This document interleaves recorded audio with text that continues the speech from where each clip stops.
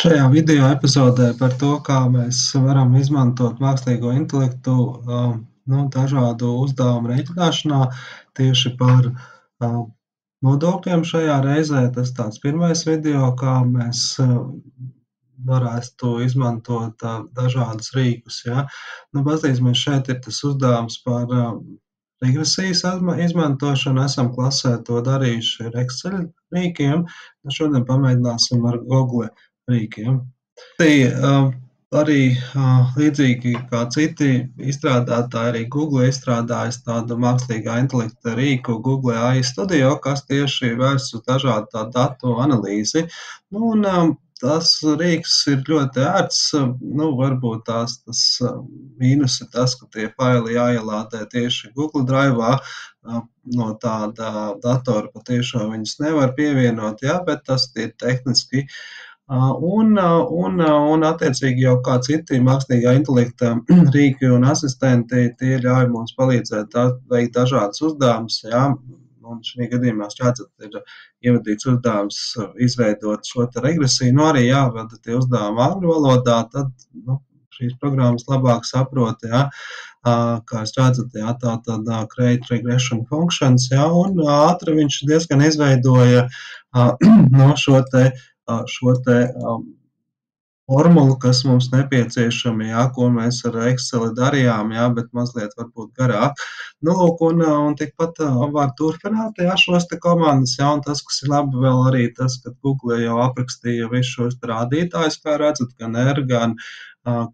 šos parametrus skaidroja, vai tas ir pietiekami vai nē, un citus tādus tā kā bezmaz jau secinājumus un ieteikumus tieši šīs te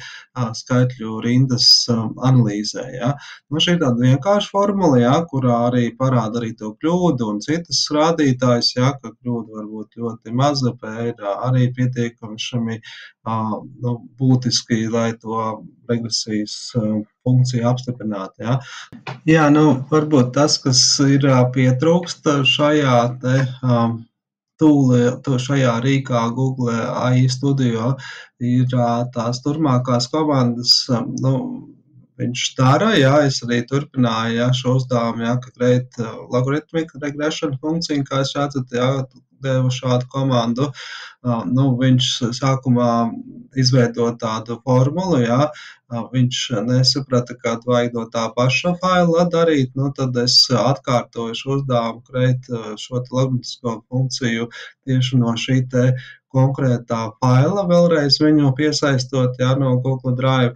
Tad jau viņš atkal jau tomēr ir parēķinājis, taču tas mīnus varbūt šajā rīkā, kad viņš tomēr rada šo kodu, bet līdz galam, jā, šo te pats neizrēķina, jā, ka tātad viņš izveido Python vides atpazīstamo kodu, kuru mēs varam kopēt un tālāk izmantot šajos te Python rīkos vai citos, jā, šajos moduļos, lai jau sasniegtu rezultātu, bet tas nozīmē, ka mums atkal vajadzīgs, jā, pārslēgties uz citu šo programmu, jā, un tas jau tad atkal Excels tomēr būtu droši vien ērtāks izdarīt visu līdz galam, ja mēs, protams, zinām, kā to darīt, jā. Tātad, šis ir tāds viens variants, tātad rezumējot, jā, ka Google AI Studio arī palīdz, jā, tādām vienkāršām formulām, jā, lineārām regresijām bez logaritmiskām un tādiem sarežģītākiem uzdevumiem. Daudz dažādas uzdevumus viņš var darīt. Jā, pamēģināsim arī droši vien citus uzdevumus, jā, kuri kaut kāda aprēķina nodokļi, un tad jau paskatīsimies, kā mums iet. Šajā gadījumā uzdevums vēl nav pabeigts, jā, paskatīsimies arī citos rīkos, patestēsim, kā tas strādā, piemēram, arī Julius datu mākslīgā intelekta rīkā, kas tieši arī paredzēts datu apstrādē. Jā. Tomēr ir arī citi rīki, jā, šajā gadījumā mēs turpinām šo te pašu uzdevumu ar rīku mākslīgā intelekta programmu Julius AI, jā, kā jūs redzat šajā arī saitē, jā, kas tomēr arī ļauj veikt šādas te regresijas analīzes, jā, mēs atkal pa jaunu ielādējām šo te uzdevumu arī šajā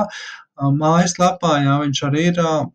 internetā bāzētā programma, jā, mākslīgais intelekts, jā, un arī šo te uzdevumu lūdzām atkārtot šie te Julius AI mākslīgam rīkam. Nu, kā redzat, jā, arī šās te programma darbojās, jā, nu pagaidām tas ir sākums, pastīsimies, jā,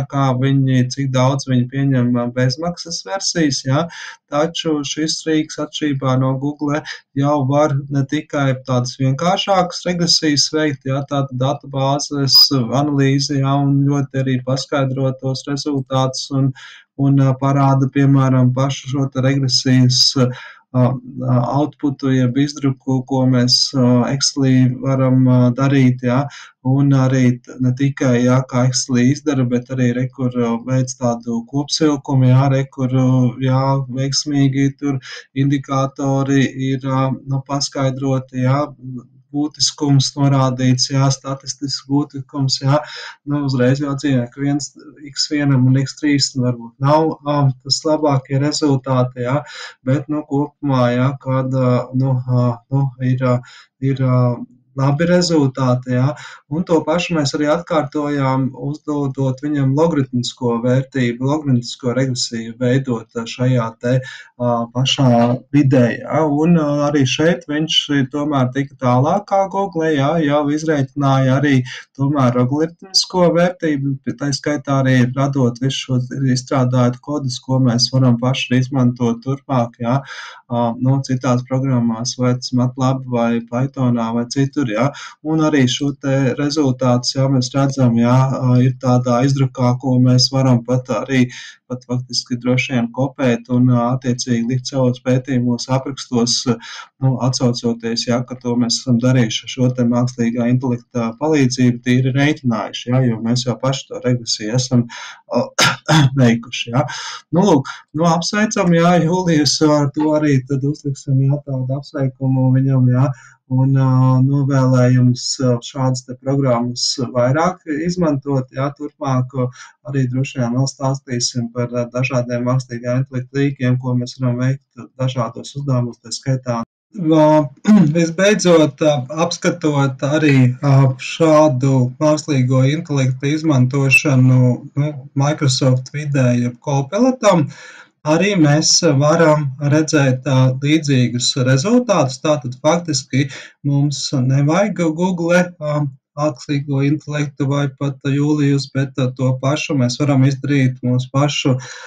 izšķirtajās licencēs Microsoft vidē, un arī šeit ievadot šo jautājumu un pievienojot failu, mēs ļoti labu rezultātu iegūstam, jā, secīgi tur apstiprinot komandas, ko viņš mums jautā, vai pareizi tā tabula nolasīta, un arī rezultāts faktiski Microsoft jau uzreiz Copilots, jā, ne kodus parāda, bet faktiski gala variantu, jā, ja vajag, tad arī redzam šeit kodu piedāvā atsevišķi izlasīt, jā, nu faktiski galā, jā, mēs varam teikt, ka Microsoft Copilots ir pat vēl labāks un universālāks, jo, nu, nav varbūt secīgi jālieto vai ārējie šie rīki. Nu, pastīsimies visbeidzot nobeigumā, kā Microsoft reaģēs uz attiecīgi, nu, jautājumu, vai viņš var to arī izveidot logaritmiskos funkciju, jā, arī šeit mēs ievadām komandu angļu valodā no šiem datiem, nu, un pastamies, kā tad viņš strādā, cik ilgi tieši uz logaritmisko funkciju. Nu, redzat, viņš arī paziņo, komunicē mums, ka notiek uzdevuma sagatavošana, jā, nu, visus šos datus x1, x2, x3 attiecīgi transformē uz logaritmiskām vērtībām, acīm redzot, jā, nu, vēl viņam mazliet sanāk aizceršanās šai ziņā, jā, varbūt, bet, nu, nav tik ilgi, jā, un arī šeit viņš tomēr piemēro kaut kādas papildus kodus, jā, nu, uzreiz šo te rezultātu tomēr mums nerāda, jā, viņš sākumā tomēr pārtaisa uz kodiem, jā, nu, un tad tagad, jā, prasa, vai arī nu, rezultāts grib parādīt, jā, viņš tā secīgi interesanti tā dara, jā, nu jā, lai viņš paskatās un lai viņš arī rezultātus mums parāda, jā, viņš sākumā pasaka šos te modeli kodu veidā, jā. Nu, kā redzam, arī rezultāts logaritmiskai funkcijai viņš ir veiksmīgi atrisinājis, jā, un faktiski mēs tos varam, nu, pat kopēt savos pētījumos, jā, piedāvāts, jā, viņš ir, un Vikuru Rīkstus arī ar un citus paskaidro. Nu, var teikt, ka noslēgumā, jā, no visiem šiem 3 rīkiem, jā, Google, Mākslīgo intelektu, jeb AI Studio, Google.com un Julius mākslīgo intelektu datu apstrādē vai Copilotu. Es droši vien balsotu par Copilotu, jā, jo izskatās, tas ir tāds, nu, ērts, arī licence mums pagaidām tam ir, un attiecīgi visātrāk varbūt tās to izrisina, un tieši tādā rezultātā, kā mēs kā lietotāji